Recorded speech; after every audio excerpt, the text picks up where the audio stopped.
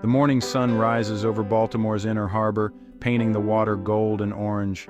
Just blocks away, Marcus wakes on a grimy sidewalk, his home a cardboard box, his blanket damp with dew.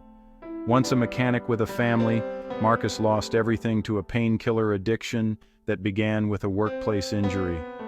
Now his world is reduced to a backpack and the uncertainty of each day.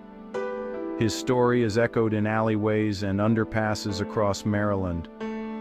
These are not just statistics, they are people with names, pasts, and dreams for a better future. The struggle is quiet but desperate. The air is cold. Marcus pulls his blanket tighter, uncertain where his next meal or safe place to sleep will be. Hunger and addiction gnaw at him. This is the reality for thousands in Maryland, a crisis of homelessness and addiction unfolding in our own neighborhoods. Shadows like Marcus are everywhere.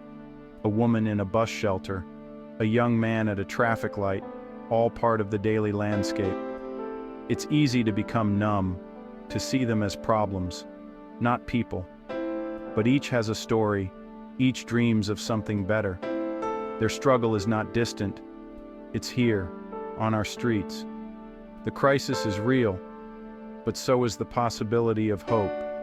Every shadow is a life that can be changed. The line between stability and the street is thinner than we think. We must look beyond the surface. We must see the people behind the problem. The story of Marcus is a call to notice, to care, and to act. This is not just a story of despair, it's a story waiting for hope. Maryland's blue crabs and Chesapeake Bay mask a growing crisis. Homelessness is rising, no longer confined to Baltimore but spreading to suburbs and rural towns. Tents under bridges, people sleeping in parks. These signs are now everywhere. The annual point-in-time count found over 6,000 homeless in 2023, but the real number is higher. Many sleep in cars or double up with relatives, unseen by official counts. The pandemic worsened things. Job losses, rising rents, and the end of eviction moratoriums pushed more onto the streets. This is not just a housing crisis, it's entwined with the opioid epidemic. Fentanyl has flooded Maryland, driving overdose deaths and fueling homelessness. Addiction and homelessness feed each other in a brutal cycle. The face of homelessness is changing. More women, young people, and families are affected. People who never imagined being homeless are now on the edge. Economic pressures are squeezing the middle class and pushing many into destitution. The problem is more complex and urgent than ever. It's happening right under Maryland's iconic blue crab skies. The crisis is visible, but solutions remain elusive. The need for action grows every day. Maryland's identity is at stake. The time to act is now. The crisis demands our attention. Homelessness and addiction are inseparable in Maryland. For many, it starts with a prescription or a pill at a party, an escape that quickly becomes a trap. Addiction rewires the brain, making the next dose the only priority. Jobs are lost, families drift away, savings vanish, and soon, the street is the only option. On the street, the cycle worsens. Daily survival is brutal, and drugs become a way to numb the pain. The trauma of homelessness drives many deeper into addiction. Providing only housing or only treatment isn't enough. Both must be addressed together. Recovery is nearly impossible without stability, and stability is fragile without support for addiction. Breaking the cycle requires a comprehensive approach.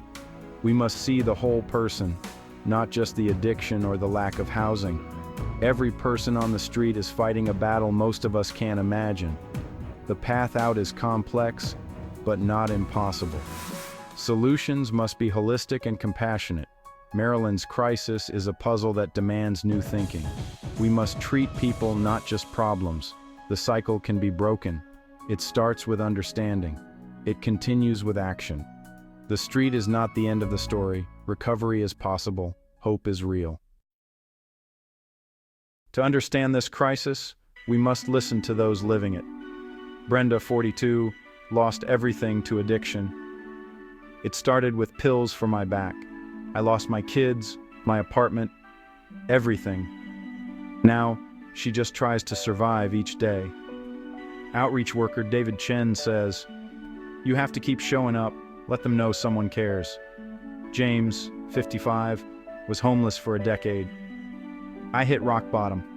Someone didn't give up on me. I have a bed, a key to a door." These stories remind us the crisis is personal. Every life matters. Hope is fragile, but it exists. Change starts with connection. Imagine waking to cold, not an alarm. Your first thought, where's the nearest bathroom? Every day is a relentless search for food, shelter, and safety.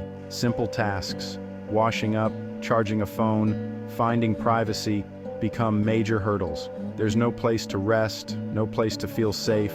Life is lived in public, dignity eroded by constant exposure. Danger is ever present.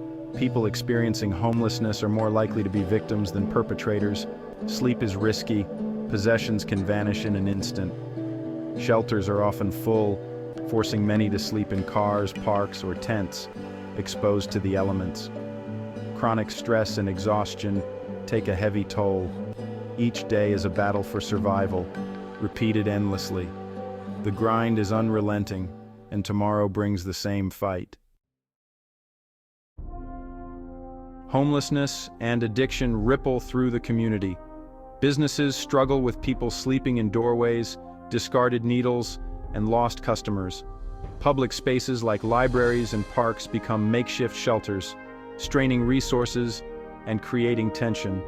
First responders spend countless hours on homelessness and overdose calls, overwhelming emergency rooms.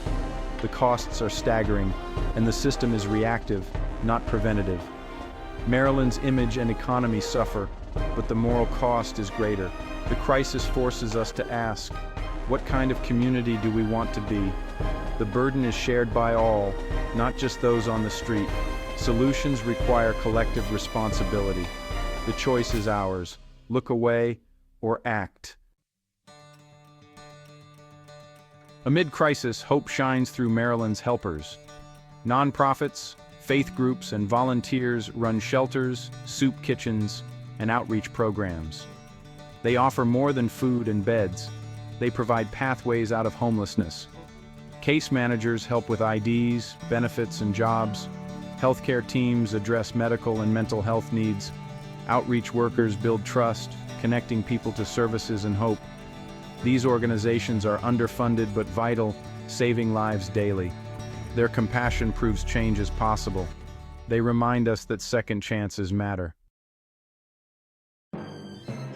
Maryland is taking action, funding shelters, rental assistance, and supportive housing.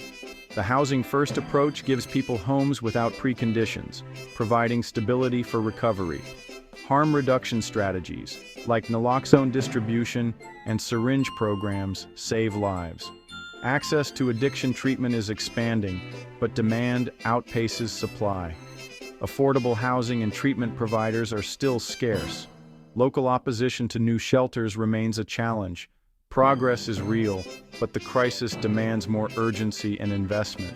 Policy is moving forward, but the scale of the problem requires more. We've seen the shadows and heard the stories. This crisis is ours to solve. It reflects our community. The solution starts with compassion, not just policy. See the people behind the problem. Remember Marcus and Brenda. A kind word or simple acknowledgement can make a difference.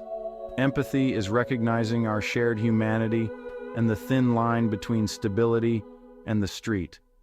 We can all help, educate, volunteer, donate, and support compassionate policies. This is a test of our character as a state. The road to ending homelessness is built one act of compassion at a time. Let's choose to build that road together.